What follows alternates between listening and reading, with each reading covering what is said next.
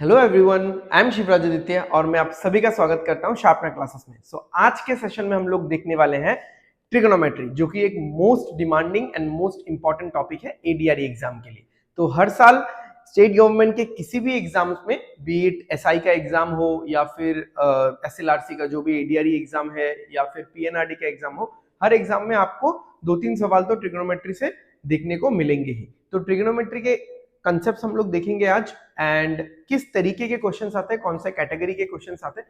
Basically एक ही category के questions आता है, बट उसका वर्जन्स 2-3 होता है, तो उसमें हम लोग थोड़ा सा प्रैक्टिस करेंगे, क्वेश्चंस को देखेंगे।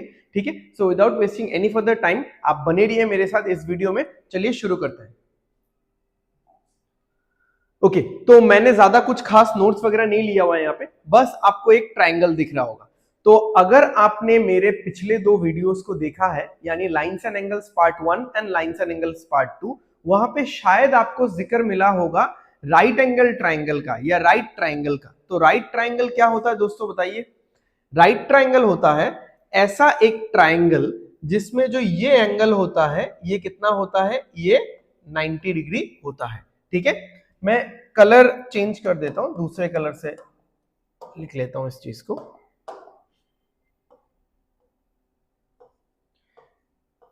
Okay, so this is called as right angle triangle. मैं यहां पे नाम भी लिख देता हूं,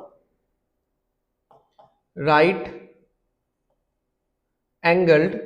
और ट्राइंगल वर्ड को अगर आपको रिप्लेस करना है तो उसको आप क्या लिख सकते हो, इस तरीके से एक सिंबल दे सकते हो। सो this is right angle triangle. Okay, so right angle triangle क्या समझ में आ गया, जिसमें एक एंगल 90 डिग्री होता है।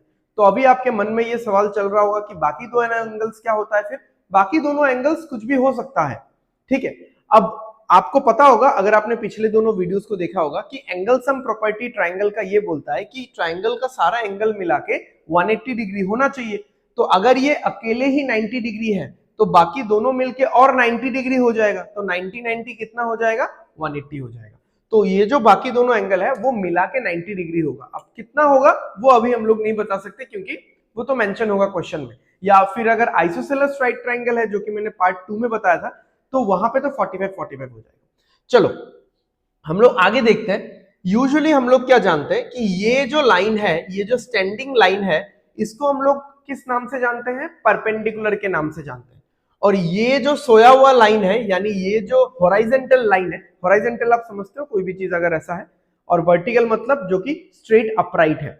ओके ओके, तो ये जो हॉरिजॉन्टल है, इस हॉरिजॉन्टल को हम लोग बेस बोलते हैं। और लग ही रहा है कि ये बेस है, उसी बेस के ऊपर ये खड़ा है। ठीक है, ओके, तो बट यहां पे थोड़ा सा नोमेनक्लेचर में चेंजेस आ सकता है। आप एक चीज समझो, मैं आपको एक एग्जांपल देता हूं। अगर मैंने ऐसा एक ट्राइंगल लिया और मैंने बोला कि ये परपेंडिकुलर है, ये बेस है, और ये तो पूरी दुनिया जानती है, इसको हाइपोटेनस एच के नाम से जाना जाता है, ये हमारा राइट एंगल ट्राइंगल है।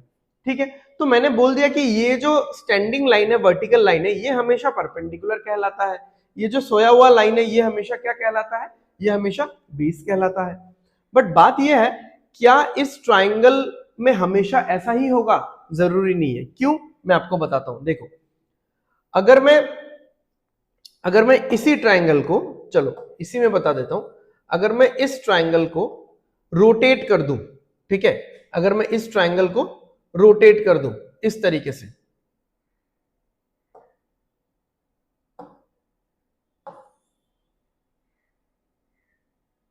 अभी आप देखो, अभी आप कंपेयर करो एक बार। अब मैंने रोटेट कर दिया, अब ये हो गया स्टैंडिंग लाइन, बट फिर भी इसका नाम क्या रह गया, बेस।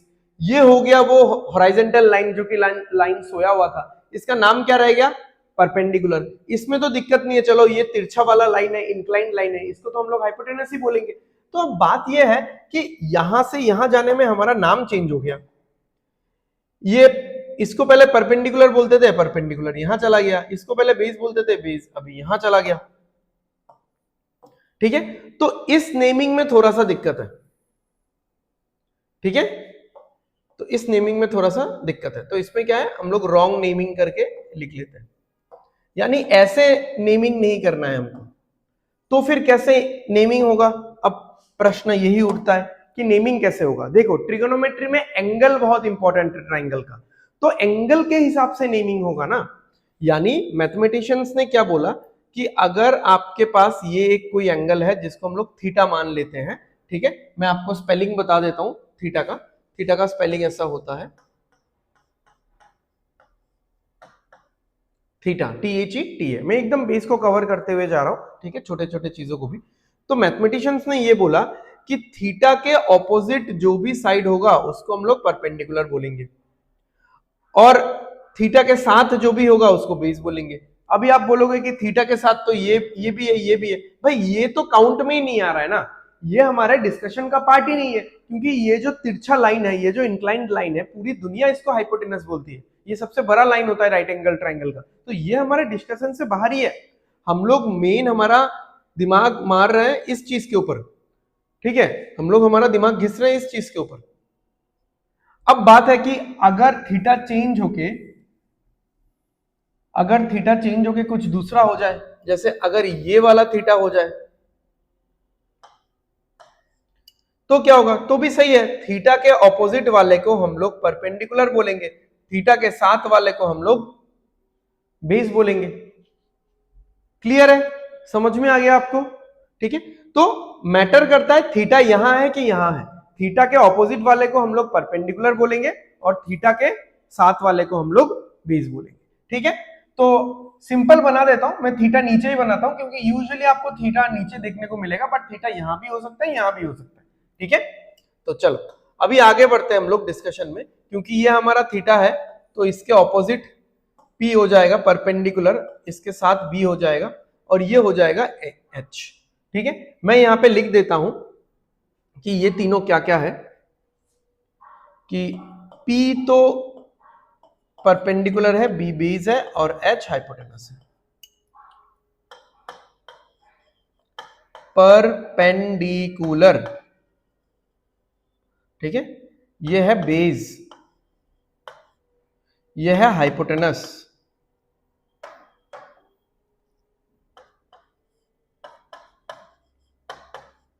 स्पेलिंग देख लीजिएगा आप लोग, हाइपोटेनस, TENUS, हाइपोटेनस, ठीक है, टेन्यूज नहीं, हाइपोटेनस।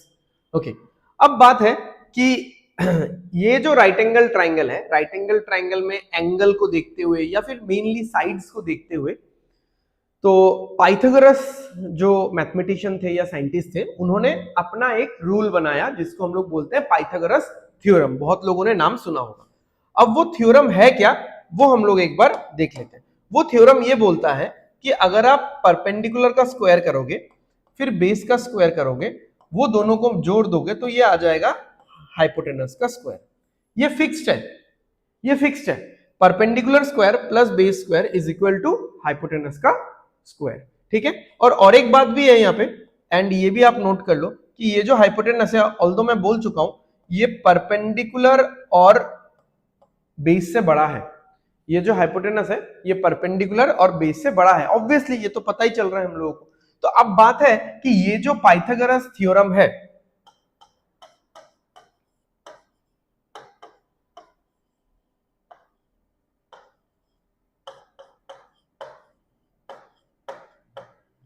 अच्छा, अभी बात यही है कि ये जो पाइथागोरस थ्योरम है, क्या इसमें आप कोई भी नंबर पुट कर सकते हो, बताओ, क्या इसमें आप कोई भी नंबर पुट कर सकते हो? नहीं, इसमें आप कोई भी नंबर पुट नहीं कर सकते। इसमें क्या है, इसमें वही नंबर पुट होगा जो इसके हिसाब से मैच करता है, अदरवाइज इसमें आप रैंडम कोई भी नंबर पुट नहीं कर सकते। जैसे 1 2 3 अगर मैं बैठा दूं, 1 स्क्वायर 1, 2 स्क्वायर 4, 1 प्लस 4 5 और 3 स्क्वायर कितना हो जाएगा 9। 5 और 9 तो बराबर नहीं है, बट जैसे पाइथागोरस ट्रिपलेट यानी 3 नंबर का एक समूह, 3 नंबर का एक झुंड, क्या होता है 3 4 5, 3 स्क्वायर 9, 4 स्क्वायर 16, दोनों को जोड़ दो 25 और इधर 5 स्क्वायर भी 25 ही है, मैच कर गया। तो पाइथागोरस थ्योरम जो है वो बहुत लिमिटेड मतलब क्या, लिस्ट तो अनलिमिटेड बना सकते हैं बट बहुत स्पेसिफिक नंबर्स पे अप्लाई होगा, और वो 3 के ग्रुप में रहेगा वो सारा नंबर्स, ठीक है। चलो इतना जान लिया हमने राइट एंगल ट्राइंगल के बारे में। अभी हम लोग आगे बढ़ते हैं कि इसमें ट्रिगोनोमेट्री का क्या रोल है, तो ट्रिगोनोमेट्रिक फंक्शंस यहां पे आएगा, क्या आएगा, ट्रिगोनोमेट्रिक फंक्शंस। ठीक है, ट्रिगोनोमेट्रिक फंक्शंस का हमको रूल जानना पड़ेगा यहां पे। ओके, तो ट्रिगोनोमेट्रिक फंक्शन मेनली 3 होता है, साइन थीटा, क्योंकि यहाँ पे थीटा है तो मैंने साइन थीटा लिया हुआ है, यानी फंक्शन का नाम है साइन, क्या नाम है, SINE, शॉर्ट फॉर्म में SIN बोला जाता है, साइन, और एंगल का नाम है थीटा, तो एक साथ मिलके क्या बोलेंगे हम लोग, साइन थीटा। साइन थीटा होता है perpendicular by hypotenuse, perpendicular by hypotenuse. फिर आएगा कॉस थीटा, कॉस थीटा होता है बेस बाय हाइपोटेनस। फिर आएगा टेन थीटा, टेन थीटा होता है परपेंडिकुलर बाय बेस। ठीक है, तो बेसिकली क्या है कि इन तीनों साइड्स को लिया जाता है, मैं बताता हूं कि आपको ये कैसे हुआ। ठीक है, इन तीनों साइड्स को हमने ले लिया, अब तीनों साइड्स में से दो दो को सिलेक्ट करके रेशियो निकाल रहे हैं हम लोग कि परपेंडिकुलर और हाइपोटेनस का रेशियो क्या होगा, परपेंडिकुलर और बेस का रेशियो क्या होगा, बेस और हाइपोटेनस का रेशियो क्या होगा, और उन रेशियो को ट्रिगोनोमेट्री रेशियो नाम दिया गया है, रेशियो या फंक्शंस। ठीक है, अच्छा, अब और भी 3 फंक्शंस हैं जो इनके उल्टा है। ठीक है, जो इनके क्या है, इनको पलटने से आ जाएगा, इनका उल्टा है। जैसे साइन का अगर मैं उल्टा बताऊं तो साइन का उल्टा है कोसेक, ये होगा, देखो साइन है परपेंडिकुलर बाय हाइपोटेनस, ये हो जाएगा हाइपोटेनस बाय परपेंडिकुलर। कॉस का उल्टा है सेक, कॉस थीटा है बेस बाय हाइपोटेनस, ये हो जाएगा hypotenuse by base. Ten theta का उल्टा है कॉट थीटा, ये हो जाएगा, देखो टेन थीटा है परपेंडिकुलर बाय बेस, ये हो जाएगा बेस बाय परपेंडिकुलर। ठीक है, तो ये सारा है ट्रिगोनोमेट्रिक फंक्शन, इसका आपको फॉर्मूला पूरा सीख लेना है, देन काम हो जाएगा। तो मैं एक सेंटेंस बोल रहा हूं, बहुत लोगों को पता होगा, हम लोग बचपन में भी इसी की हेल्प से सीखते थे, उससे शायद आपको याद हो जाए। यहां पे मैं मार्किंग कर रहा हूं सबसे पहले,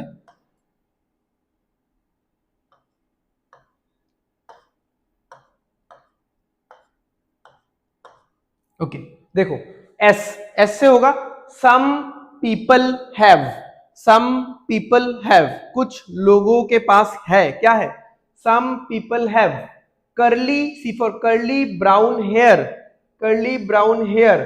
turns, T for turns permanently black, some people have curly brown hair turn permanently black. बहुत लोगों को पता होगा, ये बचपन में हमने सीखा था। ठीक है, इसमें हिंदी में भी इसके बहुत सारे ट्रिक्स है, बंगाली में भी बहुत सारे ट्रिक्स है, तो मैंने सिंपल ये इंग्लिश वाला बता दिया। सम पीपल हैव, कुछ लोगों के पास है, क्या है, curly brown, curly brown hairs. ठीक है, कर्ली हेयर है ब्राउन कलर का, टर्न परमानेंटली ब्लैक, जो कि अल्टीमेटली ब्लैक बन जाएगा। ठीक है, अब आप बताओगे फिर इसका फॉर्मूला क्या हो गया, भाई ये सारा तो इसका उल्टा है, साइन थीटा का उल्टा यहाँ पे क्या है, कोसेक थीटा, कॉस थीटा का उल्टा क्या है, सेक थीटा, टेन थीटा का उल्टा क्या है, कॉट थीटा। ठीक है, मैं इसका एक चार्ट आपको दे दूंगा जहां पे जो जिसका उल्टा है वहां पे मेंशन रहेगा। ठीक है, नेक्स्ट पेज में दे दूंगा। तो फिलहाल आपको ये वाला चीज समझ में आ रहा है, ठीक है, ये वाला चीज समझ में आ रहा है। तो मैंने यहां पे क्या बोला कि ये है पाइथागोरस थ्योरम, ये इन तीनों साइड को रिलेट करता है, बट ये वाला थ्योरम जो है, ये वाला थ्योरम स्पेसिफिक नंबर्स पे ही काम में आएगा, ये रैंडम नंबर्स पे काम में नहीं आएगा। ठीक है, चलो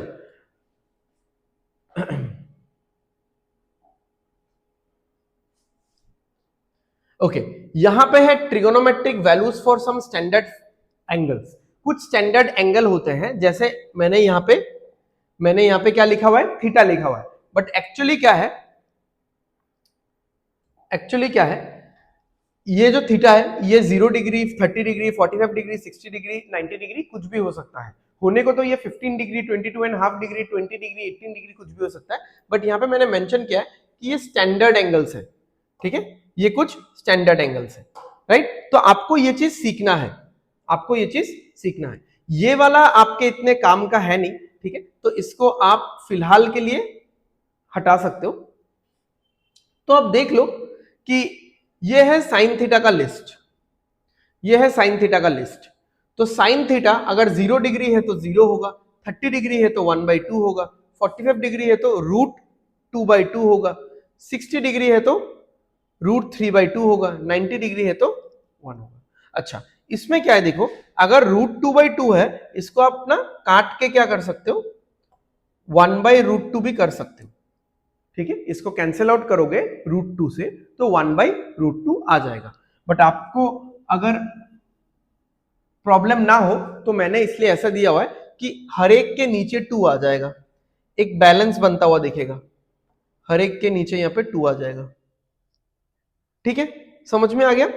चलो अभी देखो, क्या अभी द मेन क्वेश्चन है, क्या ये पूरा चार्ट सीखना है? देखो बात तो ऐसा ही है कि आपको पूरा चार्ट ही सीखना पड़ेगा, बट ये तीनों ही सीखना है आपको। ये सारा क्या है, ये कोसेक है, ये सेक है, ये कॉट है, ये सारा क्या है, पलट जाएगा, उल्टा हो जाएगा, ये उल्टा हो जाएगा। तो आप, मैं थोड़ा सा एक्सप्लेन कर देता हूं, आप ये तीनों सीख लो और इन तीनों के लिए पूरा पलट दो, तो एग्जाम में जाके आप ये जल्दी जल्दी से अपने रफ शीट में लिख सकते हो ये वाला चीज, और अगर आपको बहुत अच्छे से याद है तो फिर तो इतना लिखने की जरूरत नहीं। अब एक और मैं इंपॉर्टेंट बात आपको बताने जा रहा हूं, अगर सिर्फ आप साइन भी सीखोगे तो भी चल जाएगा। कैसे चलेगा देखो, देखते हैं। हाँ, साइन 0 डिग्री 0 है, साइन 30 डिग्री 1/2 है, साइन 45 डिग्री √2/2 है, साइन 60 डिग्री √3/2 है, ठीक है, और साइन 90 डिग्री 1 है। ठीक है, अच्छा अभी एक चीज आप यहां पे देखो, 0 1/2 √2/2 √3/2 1, तो 0 और 1 तो यहां पे एक्सट्रीम पॉइंट है ही, 0 और 1 यहां पे एक्सट्रीम पॉइंट है, आपको बीच का 3 कवर करना है, 1/2 √2/2 √3/2, ये आपने कवर कर लिया, बस हो गया, आपका जिंदगी यहीं पे आसान हो जाता है, आपको बस ये वाला कवर करना है। कोसेक में क्या होगा पता है, इस पूरे लिस्ट को आप उल्टा के देख लो, इस पूरे लिस्ट को आप पलट दो, पलटा के देख लो, देखो 0 है 1 है, 1/2 √2/2 √3/2, समझ में आ गया, बहुत चिल है। अच्छा 10 में क्या है पता है, एक्चुअली टेन थीटा होता है, टेन थीटा होता है sine theta divided by cos theta, यानी अगर आपको टेन 0 निकालना है, अगर आपको टेन 0 डिग्री निकालना है तो क्या होगा, 0/1 0, अगर आपको टेन 30 डिग्री निकालना है, ठीक है, अगर आपको टेन 30 डिग्री निकालना है तो क्या होगा, 1/2 √3/2, 1/2 √3/2, तो कितना हो जाएगा, यहाँ पे 2 कट जाएगा, 1/√3 हो जाएगा, क्या आंसर आएगा, 1/√3। अब आपको लगेगा भाई यहाँ पे 1/√3 तो है नहीं, आप इसको काटो ना, ये काटने पे 1/√3 ही आएगा। ठीक है, ओके, √2/2 √2/2, तो टेन थीटा क्या होगा, साइन का वैल्यू डिवाइडेड बाई कॉस का वैल्यू 1 आएगा। टेन 60 डिग्री, देखो साइन में देखो √3/2 1/2, 2 कट गया, √3 डिवाइडेड बाई 1, तो नीचे वाला 1 तो नहीं भी लिखने से चलता है, तो आंसर क्या आ गया, √3। फिर टेन 90 डिग्री, साइन का वैल्यू 1 कॉस का value 0, 1 divided by 0, 1 divided by 0, anything divided by 0 कुछ आएगा, कुछ भी नहीं आएगा, क्या होगा, नॉट डिफाइंड। तो इस तरीके से अगर आप सिर्फ साइन सीख लोगे तो उसको अगर आप उल्टा दोगे यानी पलटा दोगे तो आपको निकल जाएगा कॉस। अब बहुत लोगों को लग रहा होगा सर ने थोड़ी देर पहले बोला कि साइन को अगर मैं पलट दूंगा तो कोसेक निकलेगा, वो तो एक्चुअली पलटना है, यानी रेसिप्रोकल लेना है, नंबर को पलट देना है। यहां पे मैं टेबल में पलटने बोल रहा हूं, नंबर पलटने नहीं बोल रहा, टेबल का पूरा फॉर्मेट पलटने बोल रहा हूं। ये जो फॉर्मेट है ना, 0 1/2 √2/2 √3/2 1, ये जो फॉर्मेट है इसको पूरा ऐसा करके धर दो, इसको पूरा ऐसा करके धर दो, बस हो गया काम, सही है, ओके। और 10 में क्या करना है, sine theta by cos theta. But अभी बात वही है कि अगर आप सीख के चले जाते हो, रट के चले जाते हो, उससे बेटर कभी कुछ हो ही नहीं सकता। ओके चलो, मैंने आपको बोला था कि मैं आपको रेसिप्रोकल्स का लिस्ट दे दूंगा, जो रेसिप्रोकल है, रेसिप्रोकल मतलब क्या होता है, उल्टा। ओके, तो साइन थीटा का उल्टा है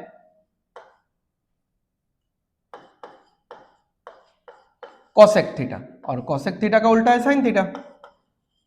कॉस थीटा का उल्टा है सेक थीटा, और सेक थीटा का उल्टा है cos theta. Then tan theta का उल्टा है कॉट थीटा, कॉट थीटा का उल्टा है टेन थीटा। इसलिए मैंने ये जो एरो है, ये एरो बहुत सुंदर लग रहा है देखने में, ऐसे यूज किया है सो दैट आपके दिमाग में छप जाए। साइन का उल्टा कोसेक, कोसेक का उल्टा साइन, कॉस का उल्टा सेक, सेक का उल्टा कॉस, टेन का उल्टा कॉट, कॉट का उल्टा टेन। ठीक है, चलो तो यहां तक अगर हमने समझ लिया है तो अभी हम लोग क्वेश्चंस सॉल्व करने जा रहे हैं। क्वेश्चंस कैसा कैसा आएगा आप देख लो। हाँ, सबसे पहले वैल्यू रिलेटेड क्वेश्चंस, और वैल्यूज में भी टेबल से पाइथागोरस थ्योरम का हेल्प से डिराइव करने वाला वैल्यूज। और दूसरा वैल्यू रिलेटेड क्वेश्चंस कैसा होगा, डायरेक्ट ट्रिगोनोमेट्री का स्टैंडर्ड एंगल्स का टेबल। एक हो गया स्टैंडर्ड एंगल का वैल्यूज, और एक हो गया डायग्राम से पाइथागोरस थ्योरम से रिलेटेड वैल्यूज। ठीक है, तो दोनों क्वेश्चंस देखेंगे। अगर मुझे ऐसा दिया जाता है,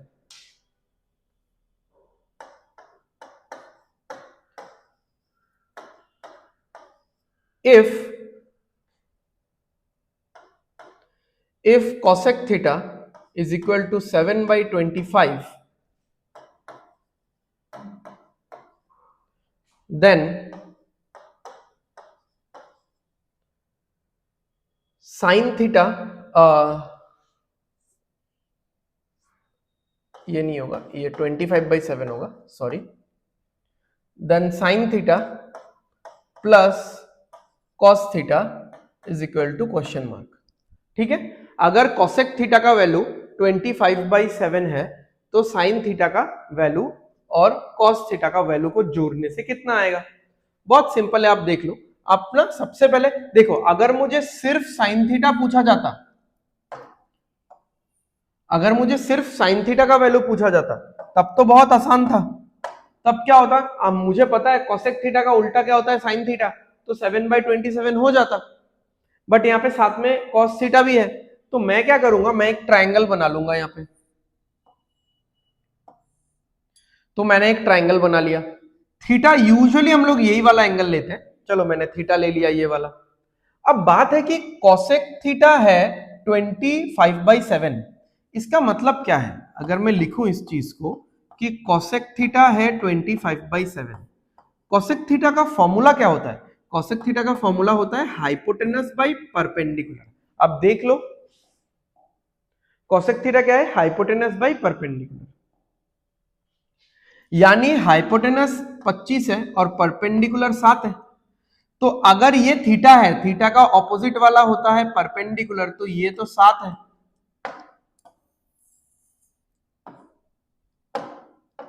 ठीक है, और ये होता है हाइपोटेनस, तो ये तो 25 है। अब मुझे बेस नहीं पता कि क्या है, तो क्या बेस निकल जाएगा। हाँ, बहुत आसानी से निकल जाएगा। कैसे निकलेगा बताओ बेस, बेस कैसे निकलेगा। बेस निकलेगा इस फॉर्मूले से, P square plus B square is equal to 8 square. तो पी स्क्वायर 7 का स्क्वायर कितना होगा 49, प्लस बी स्क्वायर नहीं पता 8 स्क्वायर यानी 25 का स्क्वायर कितना होगा 625। अब ये 49 इधर जाके माइनस होगा, तो बी स्क्वायर कितना हो जाएगा 576। तो बस हो गया, यहीं पे हमारा आंसर निकल गया। अभी आपको स्क्वायर्स तो भाई पता होना चाहिए, 1 से 30 तक का स्क्वायर और 1 से 20 तक का क्यूब्स पता होना चाहिए। अब आप बताओ बी स्क्वायर अगर 576 है, ऐसा कौन सा नंबर है जिसका स्क्वायर 576 है, 24 आएगा। यानी ये बी का वैल्यू यहाँ पे कितना आया, बी का वैल्यू आया 24। बस हो गया, हमारा क्वेश्चन यहीं पे खत्म है। साइन थीटा क्या होता है, देखो मैं तो बोल सकता हूं कि साइन थीटा इसका उल्टा होता है, बट मैं आप लोगों को थोड़ा सा रिवीजन भी करवा देता हूं। साइन थीटा होता है perpendicular by hypotenuse, some people have. Cos theta होता है base by hypotenuse, curly brown hairs. तो ये कितना हो जाएगा देखो, परपेंडिकुलर 7 है, 7/25, बेस कितना है, बेस 24 है, 24/25, टोटल यहां पे कितना हो गया 31/25। तो ये रहा हमारा answer, sine theta plus cos theta का। ठीक है, आई होप आपको समझ में आया। सो इस तरीके का value related question, but value कहां से निकल रहा है? वैल्यू निकल रहा है ट्राइंगल से with the help of Pythagoras theorem. ठीक है, और अगर आपको स्क्वायर्स पता है तब तो मतलब टेंशन का बात ही नहीं है ना, तो आप खुद ही सोचो 25 स्क्वायर माइनस 7 स्क्वायर यही आएगा। ठीक है, और इस सेशन के एंड में मैं क्या करूंगा, कुछ ट्रिपलेट्स का आपको लिस्ट दे दूंगा, 7-8 ट्रिपलेट्स जो मेरे दिमाग में अभी घूम रहा है। ठीक है, उससे क्या होगा, आपको कैलकुलेशन नहीं करना पड़ेगा। अगर आपको समझ में नहीं आ रहा है कि ट्रिपलेट्स मतलब मैं क्या बोल रहा हूं, जैसे देखो 7, 24 और 25 ये तीनों क्या है, ट्रिपलेट है। ट्रिपलेट मतलब 3 नंबर का एक ग्रुप, 3 नंबर का एक समूह।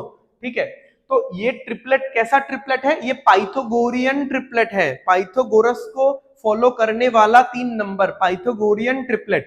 ठीक है, तो पाइथागोरियन ट्रिपलेट मतलब ऐसा 3 नंबर जो पाइथागोरस थ्योरम को फॉलो करता है। अब अगर मुझे ये चीज पता होता तो मेरा कौन सा पार्ट कैंसिल हो जाता, मैं बताऊं आपको। मेरा ये वाला पूरा पार्ट कैंसिल हो जाता, मेरा ये वाला पूरा पार्ट कैंसिल हो जाता, मुझे कुछ करना ही नहीं था। मुझे पता है कि 7, इसका फॉर्मूला देखो क्या है, हाइपोटेनस बाई परपेंडिकुलर। तो हाइपोटेनस है ये, परपेंडिकुलर है ये, फॉर श्योर बेस होगा 24। बस हो गया मेरा काम। ठीक है, समझ में आ रहा है? बस इसी से फिर हम लोग डायरेक्ट इसमें आ जाते हैं, इसी से हम लोग फिर डायरेक्ट इसमें आ जाते हैं। समझ में आ गया? तो इस तरीके का ट्रिपलेट्स का लिस्ट मैं आपको डायरेक्ट दे दूंगा, जिससे आपको ये वाला कैलकुलेशन इतना करने का जरूरत ना पड़े। ठीक है, चलो हम लोग चलते हैं हमारे अगले क्वेश्चन पे।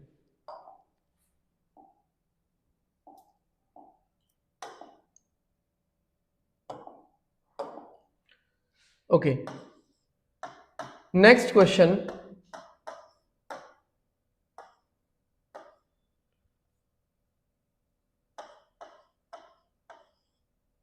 If cos theta is equal to, कुछ भी आप मान सकते हो, जैसे if cos theta is equal to 9/15, then tan theta plus cosec theta is equal to how much? ठीक है, tan theta and cosec theta is equal to how much? ठीक है, तो बहुत सिंपल है, चलो निकालते हैं। ये शायद 4 जैसा लग रहा है, 4 है नहीं है, अब ये 9 लग रहा है, थोड़ा बड़ा हो गया 9। हाँ चलो, ओके, तो हम लोग फिर से ट्राइंगल बना लेते हैं। अगेन देखो, अगर आपको इसमें ट्रिपलेट पता होता तो आप सीधा बोलते कि ये है बेस, ये है हाइपोटेनस, परपेंडिकुलर होगा 12। अभी आपको निकालना पड़ेगा क्योंकि आपको नहीं पता है। ये हो गया थीटा, थीटा के ऑपोजिट वाला हमेशा परपेंडिकुलर, साथ वाला बेस और ये वाला हाइपोटेनस। ओके, अभी देखो, अगर cos थीटा का वैल्यू 9/15 है, इसका मतलब है कि cos थीटा का फॉर्मूला क्या होता है, देख लो। cos थीटा का फॉर्मूला बेस बाय हाइपोटेनस होता है, तो बेस बाय हाइपोटेनस, इसका मतलब बेस है 9, 15 है हाइपोटेनस, तो ये हो गया 9, ये हो गया हाइपोटेनस। अब मुझे ये नहीं पता, अभी आपको क्या करना पड़ेगा, आपको फिर से पाइथागोरस थ्योरम का हेल्प लेना पड़ेगा। ठीक है, तो देखो पाइथागोरस थ्योरम क्या बोलता है, P square plus B square is equal to H square. P square तो पता ही नहीं हमको, तो वो हम लोग यहीं पे लिख लेंगे। बी स्क्वायर, बी क्या है, 9 है, तो 9 स्क्वायर होता है 81, इक्वल टू एच स्क्वायर 15 है, 15 स्क्वायर 225। भाई साहब ये सारा याद रखो आप लोग, अगर आपको याद नहीं है, जैसा कि मुझे लग रहा है कि आप लोगों को याद नहीं है, आप लोग कैलकुलेट कर रहे हो अभी, तो बहुत दिक्कत होने वाला है। ओके, इसको उधर ट्रांसफर कर दो आप, देखो पी स्क्वायर कितना आता है, 144 आएगा। आई गेस आप सभी को पता है कि 144 कौन से नंबर का स्क्वायर होता है, पी स्क्वायर इक्वल टू 144 है, तो 144 होता है 12 का स्क्वायर, तो पी कितना निकल गया, पी अपना आ गया 12। ठीक है, इतना कंप्लीट है बस, अब तो और कुछ बचा ही नहीं है। अब डायरेक्ट देख लो अब कितना होगा। टेन थीटा का फॉर्मूला बैठाओ, कॉसेक थीटा का फॉर्मूला बैठाओ। देखो टेन थीटा क्या होता है, perpendicular by base, plus cosec theta क्या होता है, हाइपोटेनस बाय परपेंडिकुलर। ठीक है, तो अगर ऐसा है तो क्या निकलेगा यहां पे, परपेंडिकुलर कितना है, परपेंडिकुलर आया देखो, परपेंडिकुलर अपना आया 12, तो ये आया 12 डिवाइडेड बाय बेस तो पहले से 9 दे रखा है, प्लस हाइपोटेनस है 15 डिवाइडेड बाय फिर से परपेंडिकुलर है 12। तो आप देख लो एलसीएम क्या हो जाएगा, एलसीएम क्या हो जाएगा, या फिर अगर आपको एलसीएम नहीं चाहिए ना, आप डायरेक्ट मल्टीप्लाई कर दो, एलसीएम एलसीएम नहीं लेना है तो डायरेक्ट मल्टीप्लाई कर दो, 12 इंटू 12 144 प्लस 9 इंटू 15 135 और नीचे रह जाएगा 9 इंटू 12। अब आप देखो यहाँ पे क्या आता है, नीचे 9 इंटू 12 तो रहेगा ही, ऊपर क्या आ रहा है, ऊपर आ जाएगा अपना 279। तो 279 आया तो आप 9 से कैंसिल करो, आराम से दिल खोल के कैंसिल करो, 9 इंटू 3 9 इंटू 1, ठीक है, बस हो गया, आंसर आ गया 31/12। ठीक है, एलसीएम एलसीएम अगर नहीं लेने का मन कर रहा है कभी भी एडिशन करते टाइम, सीधा इसको इधर मल्टीप्लाई करो, इसको इधर मल्टीप्लाई करो, बीच में जो है वो रहेगा, प्लस है तो प्लस, माइनस है तो माइनस, एंड नीचे वाला दोनों मल्टीप्लाई कर दो, बस आ गया 31/12 आएगा हमारा आंसर। ठीक है, चलो आगे बढ़ते हैं।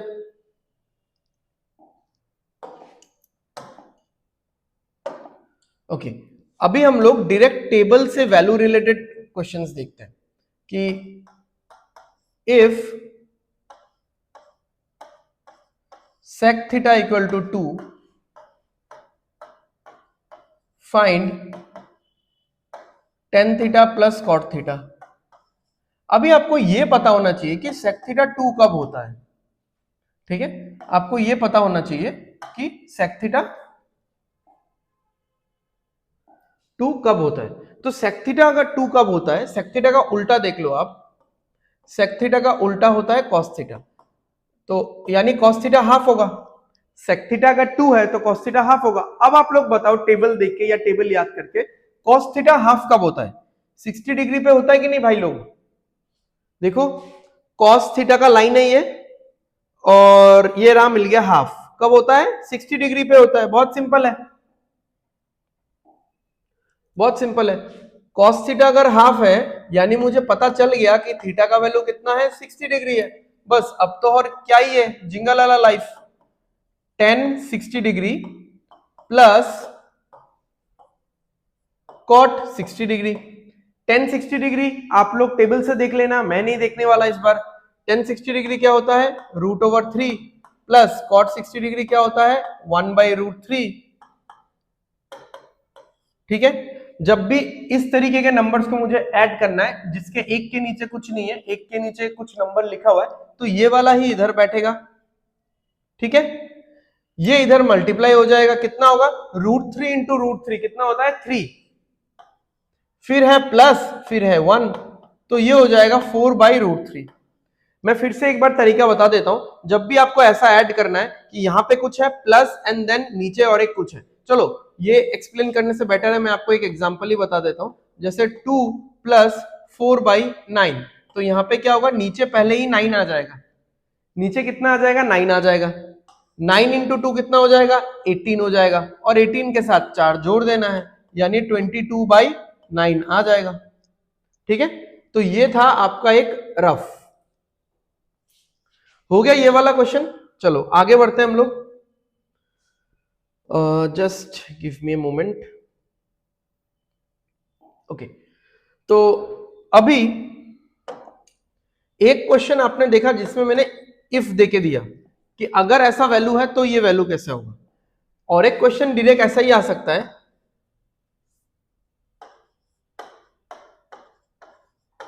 फाइंड द वैल्यू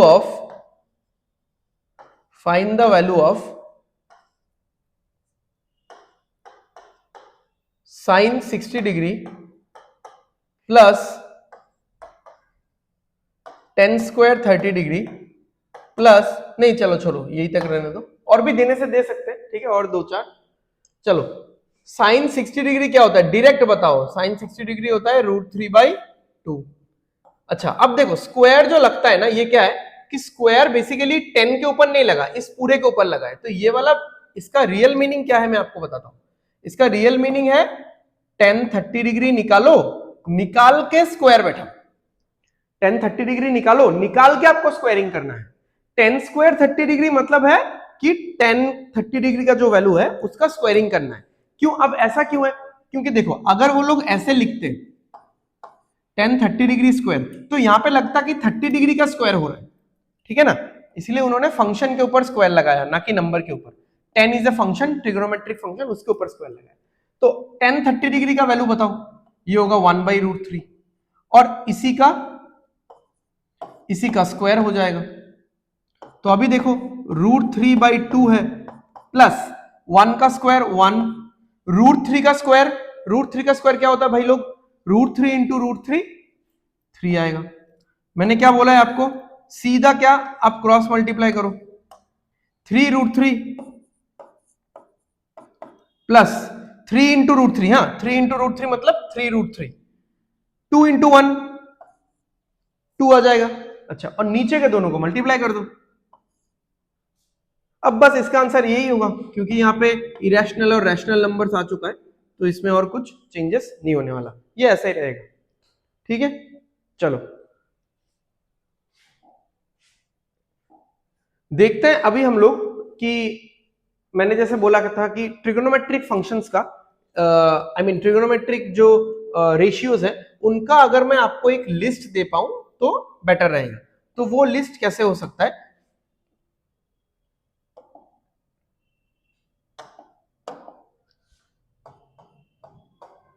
तो ट्रिगोनोमेट्रिक रेशियोज के साथ साथ बेसिकली जो साइड आता है उन साइड को हम लोग नाम किस नाम से जानते हैं, परपेंडिकुलर, बेस और हाइपोटेनस। तो यहां पे हम लोग पाइथागोरियन ट्रिपलेट्स,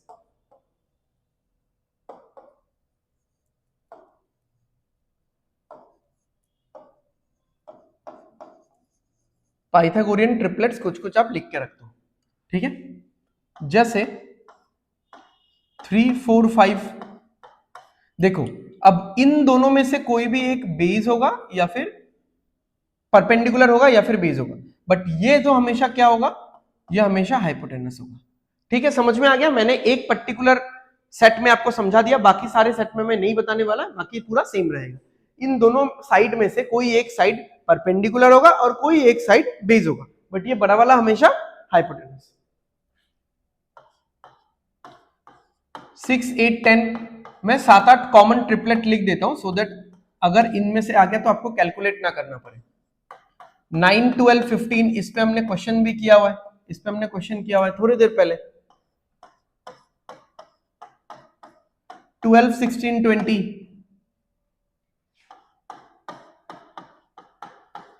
15 20 25। अब 25 पे हमने और एक भी किया हुआ है, जैसे 7 24 25,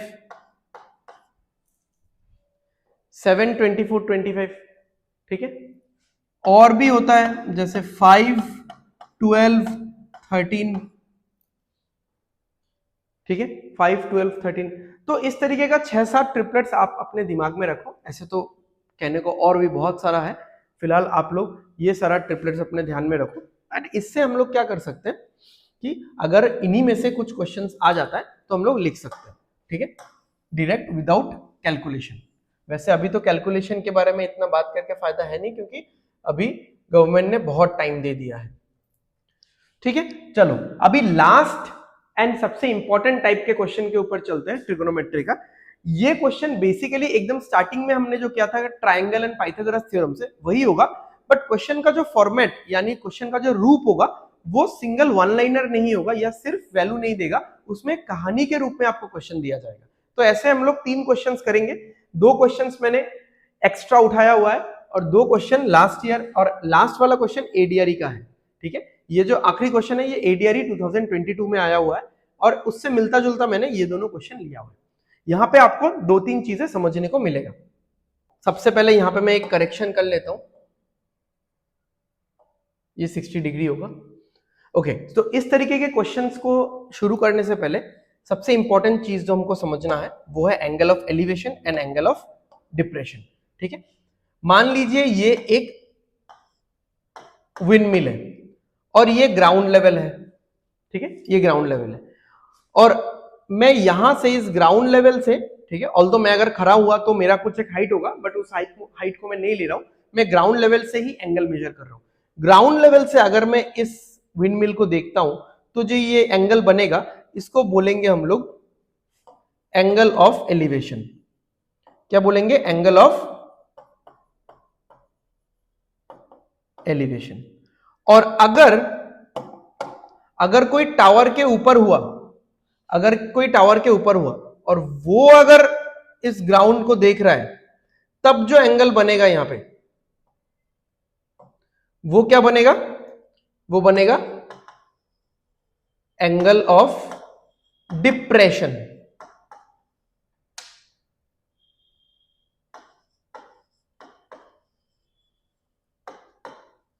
ठीक है, तो ऊपर की तरफ देखोगे एंगल ऑफ एलिवेशन, नीचे की तरफ देखोगे एंगल ऑफ डिप्रेशन। ठीक है, चलिए अभी हम लोग सिचुएशन समझते हैं। सिचुएशन क्या बोल रहा है? ओके, सिचुएशन ये बोल रहा है कि a ladder 15 metre long makes an angle of 60 degree with the wall. तो मेनली देखो, क्वेश्चन को समझना इंपॉर्टेंट है, क्वेश्चन के लैंग्वेज को समझना इंपॉर्टेंट है, और ये भी उन लोगों के लिए खासकर जिन्होंने प्रोबेबली अपना 10th 12th लोकल लैंग्वेज में किया है, बंगाली में किया है या एसमिस में किया है। ठीक है, तो वो लोगों को इंग्लिश के सेंटेंस फ्रेमिंग में एंड मेनली मैथमेटिकल इंग्लिश, ये नॉर्मल इंग्लिश का न्यूज़पेपर या नोवेल नहीं है। ठीक है, मैथमेटिकल इंग्लिश के क्वेश्चन को समझने में थोड़ा सा दिक्कत होता है या होगा, जो मुझे लगता है। ठीक है, तो मैं आराम से समझा रहा हूं, आप लोग आराम से धीरे धीरे चीजों को एनालाइज करें। अ लैडर, लैडर मतलब एक सीढ़ी 15 मीटर लंबा है, makes an angle of 60 degree with the wall. तो अभी देखो, ये तो है अपना ग्राउंड लेवल, यहां पे एक वॉल है। हम लोग घर में जैसे सीढ़ी रखते हैं, सीढ़ी कैसे रखते हैं हम लोग सीढ़ी को ऐसे टिका के रखते हैं कि नहीं? हम लोग सीढ़ी को इस तरीके से टिका के रखते हैं। ठीक है, तो यहां पे क्या बोला है? सीढ़ी को जैसे ही रखा गया, सीढ़ी को जैसे ही रखा गया, एक एंगल बन गया। वो एंगल क्या है? 60 डिग्री का एंगल है। नाइस, कोई इशू नहीं है इसमें, ये 60 डिग्री का एंगल है। ओके, अब बोला गया find the height of the point. अब हाइट निकालो, किस चीज का? उस पॉइंट का, उस पॉइंट का हाइट निकालो, उस पॉइंट का हाइट निकालो where the ladder touches the wall. जो लैडर है, जो सीढ़ी है, वो वॉल को टच करता है। यानी वॉल को टच वो कहां पे करता है? यहां पे, ये वाला पॉइंट है। इस पॉइंट का हाइट निकालो जमीन से, यानी जमीन से इसका हाइट निकालो। अभी देखो, अगर आप इस पूरे कहानी को आराम से थोड़ा परखोगे, इस पूरे कहानी को अगर आप आराम से परखोगे, देखोगे, तो आपको ये देखने को मिलेगा कि ये एक ट्रायंगल का सिनेरियो है, जहां पे ये एंगल कितना है? 60 डिग्री। एंगल के ऑपोजिट वाले को, साइड को हम लोग क्या बोलते हैं? परपेंडिकुलर।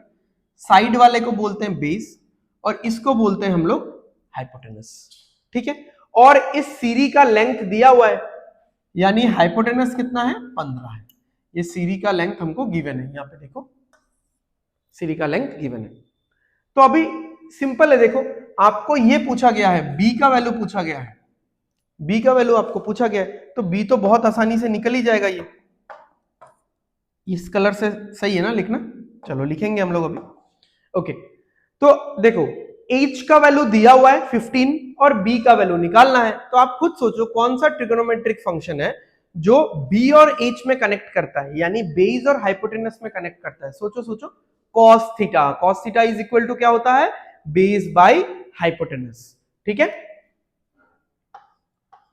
तो cos theta is equal to base by hypotenuse. आप बोलने को ये भी बोल सकते थे कि sec थीटा भी होगा, ठीक है, बट चाहिए नहीं हमको ना sec थीटा, मेन फंक्शन हमने ले लिया cos थीटा। ओके, अब cos थीटा मतलब कौन सा एंगल? 60 डिग्री। बेस क्या होगा? बेस तो पता ही नहीं। हाइपोटेनस क्या है? 15 है। अब ये 15 इधर से मल्टीप्लाई हो जाएगा। cos थीटा का वैल्यू क्या होता है? हाफ होता है, हाफ इंटू 15 कितना हो जाएगा, ये है बी का वैल्यू, यानी 15 डिवाइडेड बाई 2, 15 का आधा 15 डिवाइडेड बाई 2, तो ये वैल्यू कितना आएगा, ये वैल्यू 7.5 मीटर आएगा। तो बहुत सिंपल है, इस तरीके का क्वेश्चन आता है, पिछली बार भी आया है, ठीक है। सो समझ में आ गया आप सभी को। तो ये वाला समझ लो, एंगल ऑफ एलिवेशन ऊपर वाला, डिप्रेशन नीचे देखने वाला, और हमेशा आपको एक ऐसा ट्रायंगल प्रिपेयर करना है एंड ये फॉर्मूला बेसिक लिखना है, आंसर आपके आंख के सामने होगा, ट्रस्ट मी, ठीक है। चलो अगले क्वेश्चन पे चलते हैं।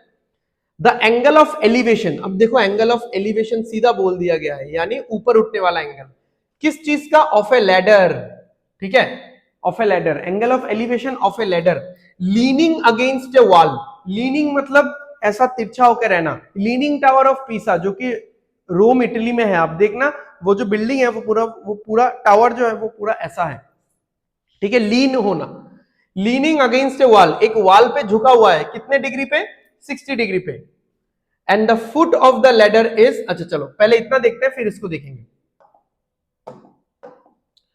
तो ये हो गया हमारा ग्राउंड लेवल, ये हो गया हमारा वॉल एज ऑलवेज, इस वॉल पे रखा हुआ है हमारा सीढ़ी, ठीक है, इस वॉल पे रखा हुआ है हमारा सीढ़ी, कांटेक्ट पॉइंट मार्क कर देते हैं, ये हो गया कांटेक्ट पॉइंट, ये पॉइंट है, ठीक है। अच्छा अभी देखते हैं कि क्या और हो सकता है। अब जो एंगल ऑफ एलिवेशन है ना, ये वाला जो एंगल है ये है 60 डिग्री, पिछली बार बोला था वॉल के साथ, ये सीरी वॉल के साथ जो एंगल बनाता है वो है 60 डिग्री, अभी बोला है एंगल ऑफ एलिवेशन यानी ग्राउंड के साथ जो एंगल बनाता है। एंगल ऑफ एलिवेशन के लिए they could have used the word, वो लोग ये भी वर्ड यूज कर सकते थे ऐसा कि the angle the ladder is making और क्रिएटिंग विद द ग्राउंड, ठीक है। तो अगर ये एंगल ऑफ एलिवेशन है तो एंगल के ऑपोजिट वाला क्या होगा, परपेंडिकुलर, साथ वाला क्या होगा, बेस, ये वाला क्या होगा, हाइपोटेनस। ओके अब क्या बोला है देख लो एक बार, अब क्या बोला है एक बार देख लेते हैं कि and the foot of the ladder, foot of the ladder कौन सा होता है, ये वाला, ये होता है पैर, फुट ऑफ द लेडर, ठीक है। ऐसे तो हम लोग चढ़ जाते हैं, यहां से शुरू करते हैं चढ़ना, तो ये foot of the ladder, foot of the ladder is 9.5 metre away, away यानी दूर, ठीक है, अवे यानी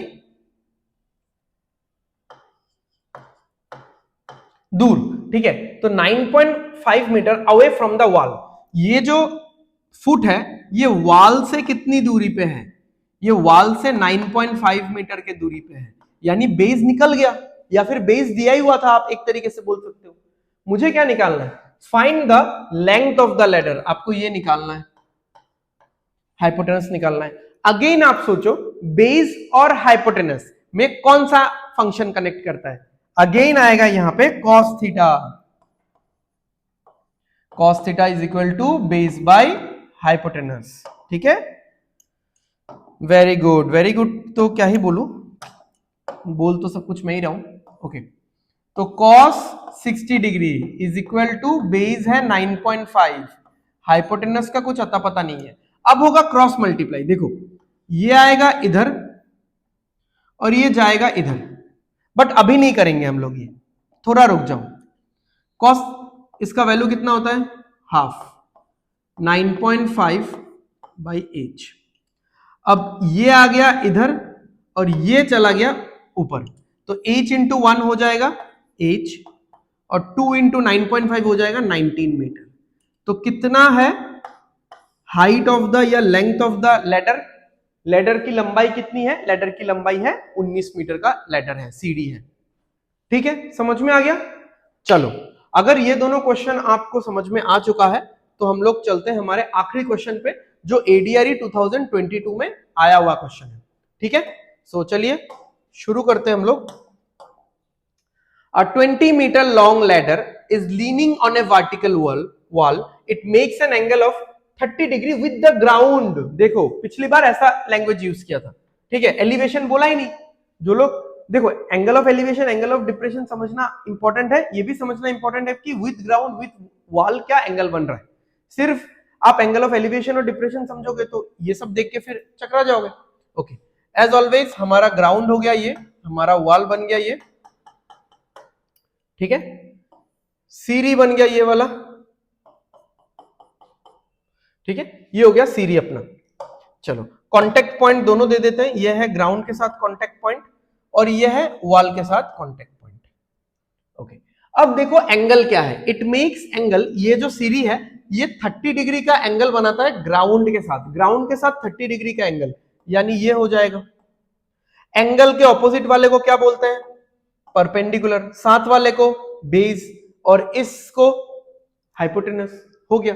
अब देखो 20 मीटर लंबा लेडर है, यानी हाइपोटेनस का वैल्यू 20 दिया हुआ है हमको, ठीक है, 20 मीटर लंबा लेडर है तो हाइपोटेनस का वैल्यू 20 दिया हुआ है हमको, सही है, बस हो गया।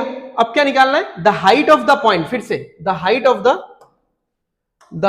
The point the ladder touches wall is, ये वाला आपको निकालना है, ये वाला आपको निकालना है। तो ये बहुत सिंपल है, यही है क्वेश्चन मार्क,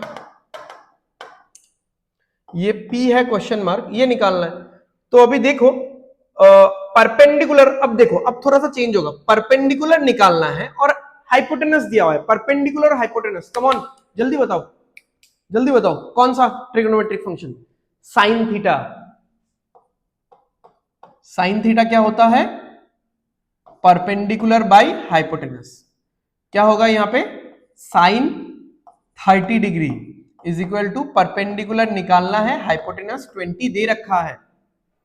ओके, अब ये 20 इधर चला जाएगा, साइन 30 क्या होता है, हाफ होता है, half into 20 is equal to perpendicular, ठीक है, ये देखने में बी तो नहीं लग रहा ना, चलो फिर से लिख दिया मैंने, 20 से 2 से काटो कितना आएगा 10, तो परपेंडिकुलर कितना निकला, परपेंडिकुलर निकला 10, ठीक है। ऑप्शंस मैंने इंटेंशनली नहीं दिया, आप खुद से सॉल्व करो। सो इसी के साथ आपका ट्रिगोनोमेट्री का पूरा एंड टू एंड सब कुछ खत्म हो जाता है यहीं पे, ठीक है। ईडीआरई में इसी लेवल का आने का चांसेस है, ठीक है, और पिछले बार जो भी आया था, एंड और भी कुछ प्रैक्टिस क्वेश्चंस हम लोग एग्जाम से एक हफ्ता या 10 दिन पहले और कुछ धराधर प्रैक्टिस सेशंस करेंगे। ये तो पूरा कंसेप्चुअल सेशन प्लस क्वेश्चंस वाला सेशन था, ठीक है। सो आई होप आपको सेशन अच्छा लगा होगा एंड आपको समझ में आया होगा ट्रिगोनोमेट्री। अगर ऐसा है तो आप वीडियो को लाइक करो, शेयर करो और कमेंट कर देना कि आपको आने वाले सेशंस में और क्या आप कौन सा टॉपिक आप देखना चाहते हो, एंड ये टॉपिक आपको कैसा लगा प्लीज फीडबैक दे देना। एंड चैनल को जरूर सब्सक्राइब कर दीजिएगा सो दैट आने वाले वीडियोस के नोटिफिकेशन आपको मिलते रहे। तब तक के लिए take care, bye bye, study well, study hard, all the best everyone, signing of.